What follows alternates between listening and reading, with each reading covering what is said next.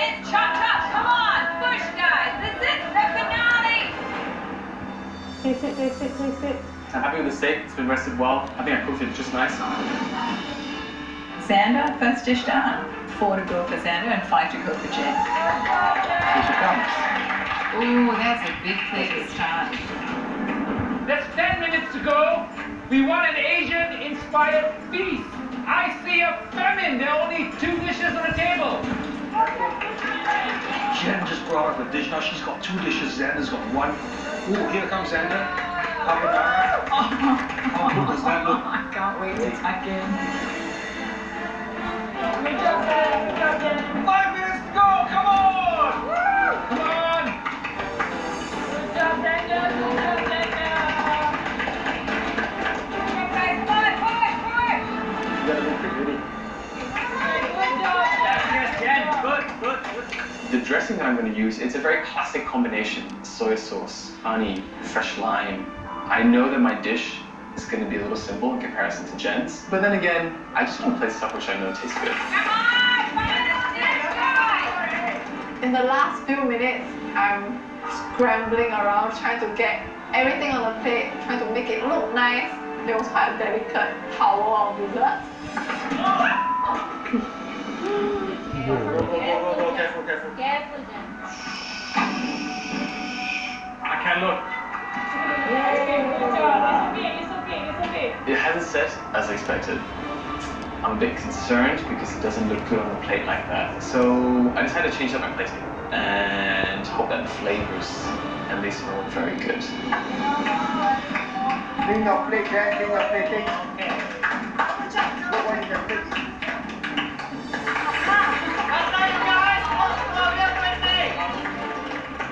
Final touches. Let's go. Watch on. Let's go. Down to your left. 10 seconds. 10, 9, 8, 7, 6, 5, 4, 3, 2, 1.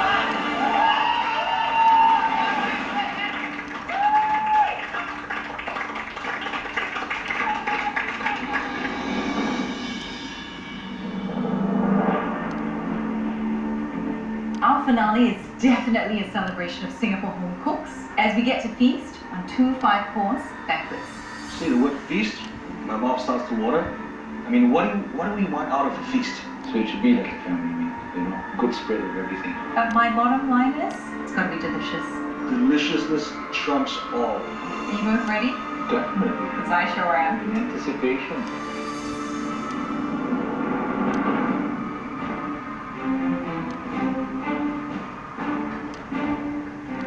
For my banquet, I am confident in my flavors. Everything on the plate is there for a reason. Hello, Xander. Hi, judges. There's a subtlety that I like to use when it comes to plating and food and flavors. If I have a chance today, it's going to be on my flavors. Xander, what's the inspiration behind the dishes and the banquet you created for us today? I've taken Italian as well as some French classic techniques, but I've still drawn on Asian ingredients. Actually, not just one particular cuisine, but little bits and pieces from everywhere, which I think is a perfect representation of the food that we have here in Singapore. His dad's Chinese, yeah? Yes, he is.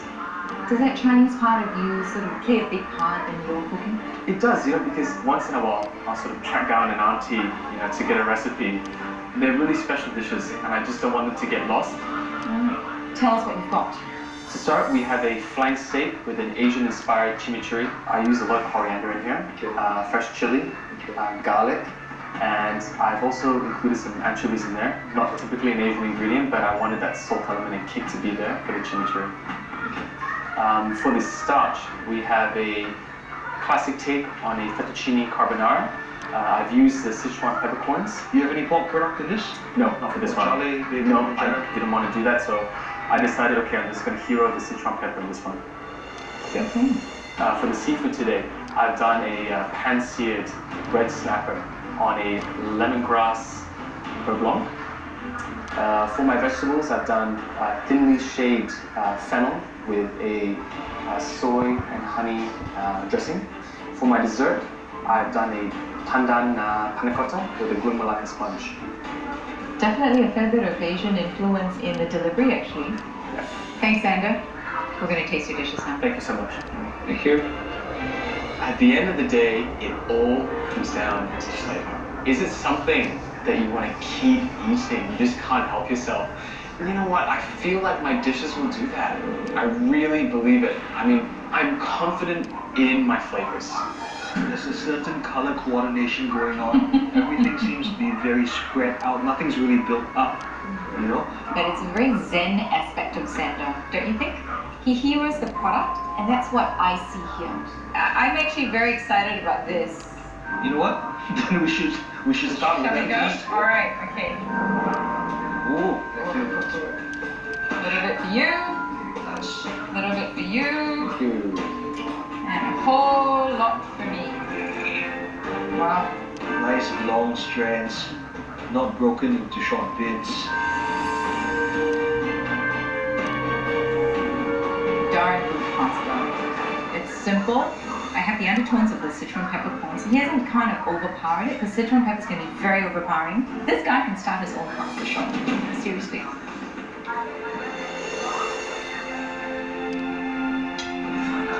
Very subtle. Very, very subtle. Texture of the pasta is al dente. It's pillowy, but it's not soft. And I think that's the best compliment that I can pay to a plate of fresh pasta. Absolutely. Let's try the beef. Here you go. Thank you. Flank steak is not an easy cut to cook, but he's done well here. Great flavor. Flank steak, you don't want to mess around with it. Chimichurri is great. It's just a little bit overpowering, so you lose the flavor of the steak. But it's got a great Asian flavor because the anchovies that is used is almost like onion. Ah, So that hits the spot. all right. This chimichurri, for me, it's the bones. I second that. Perfect dish for me. Got good depth, you know. Mmm. Let's try the fennel. Sure. This is like a carpaccio. Oh, nice. I like the look of that. I'm waiting for the judges to taste my food, and I'm just so tired. I'm exhausted after that cook, and I couldn't have done any more. Of course, I'm nervous about what the judges think. I just hope we find out soon. I seldom get emotional with vegetables. Okay? But because of how thin they are cut, or the fact that they've been left to sit there in that marinade, the flavors have really penetrated and integrated very, very well. It's flavorsome, the soys come through, the honeys come through. This kid knows how to cook. That fennel looks so simple, but it delivers so much more that the eye cannot see. Let's try the fish.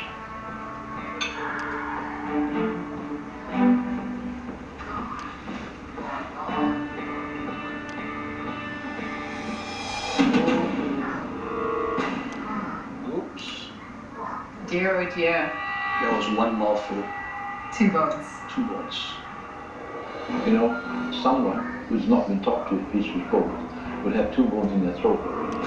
So that's not good. Skin's crispy, but the beautiful one. It's perfect. Wow. Careful with the fish here. I will. I think you were a bit unlucky. Yeah. Mine's bone free.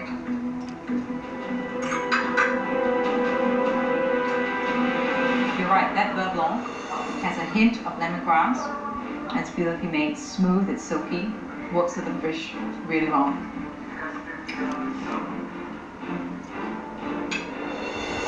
I love how it, you know, just emphasizes one Asian ingredient. I think we see that in all the dishes here. All right, dessert? Let's go. Look at that! Bright green. Does this look like a panna cotta to you? I don't know, I have no words for it. Try this. If I turn into the Incredible Hulk after eating this, All right. okay? This is not only a drink, okay? There's not enough gula melaka. The panna cotta has become a little bit too sweet. So it becomes really overpowering. And the two of them, they just don't go well together. A good panna cotta, to me, should have a sexy wobble, you know? Not. I don't know how you're going to spin this. This is liquid, you know? Sorry, not a fan. Not a fan, right? If this was sold to me in any other way, fine. But I know, because we've been told, that it's a panna cotta inspired by Ondeh Ondeh. Yeah. And on that note, no go. So a little disappointed in this one. To summarize, I think, Xander delivered his style of food with very subtle Asian flavors through it. For him, it's all about produce. And that's the way he cooks, and that's the way he dines. All the sacrifices I've made to get to this point. After work, every night I go home and I cook and I research and I experiment in that kitchen. And even just to reach the finale is a massive tribute, and I'm just happy that it's kind of come to this.